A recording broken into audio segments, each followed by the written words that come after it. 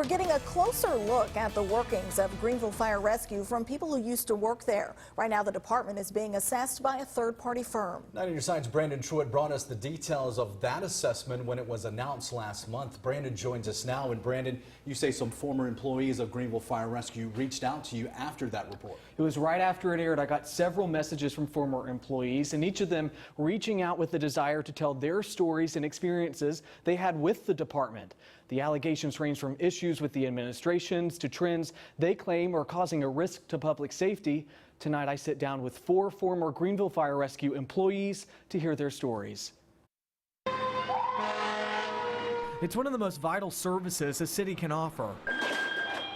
These first responders describe their work as their calling. My daddy retired there with 30 years of service, and that was always a dream of mine. But internal issues came between a job and a dream for Eddie Meeks, Dustin Peden, Matt McMahon, and Jeremy Seaman. The reason why we're even speaking about this now is because many of us have put many years into the agency.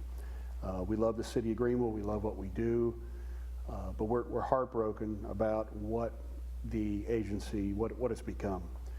What has it become? All of the high performers, very experienced personnel are either retiring early, they're moving on. In many cases, they're taking large pay cuts to work at other places. Each worked for Greenville Fire Rescue between 2 and 29 years, and all say they left the department on their own. Each expressed concern internal issues could be putting public safety at risk. We spoke at length on their claims against the department and its senior level administration. The former first responders claim employees are overworked and not always equipped with enough resources, ultimately contributing to higher turnover. Put in perspective, you lost 30+ people last year. In January, you hired 25 new recruits to go through the process. You're already 5 people down. It's not uncommon to see paramedic chase vehicles. The problem now is there's so few paramedics that the paramedics that are running these quick response vehicles are being beat down. A lot of times they're working 24-hour shifts without adequate rest. Or were you surprised by the fact that the city announced an assessment for Greenville Fire Rescue? No, I wasn't surprised. I was relieved in a way because many of us have met with the city manager and gave our recommendations on things the city could do to help. The city says the assessment is designed to look at how GFR is organized, not personnel issues. However, the proposal from Developmental Associates says their work aims to tackle both. We reached out to the city of Greenville for an interview regarding the claims made against them.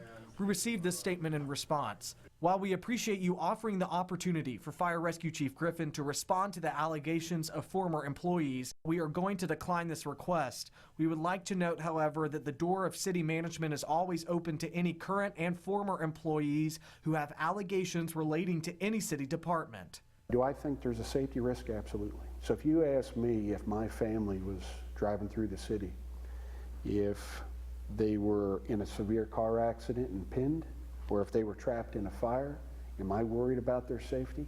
Absolutely. Absolutely. The city of Greenville says there have been recent studies that show the service is at an exceptional level, citing a study from 2017 by the North Carolina Office of Emergency Services. That study found similar allegations to be unfounded. Brandon Truitt, 9 on your side.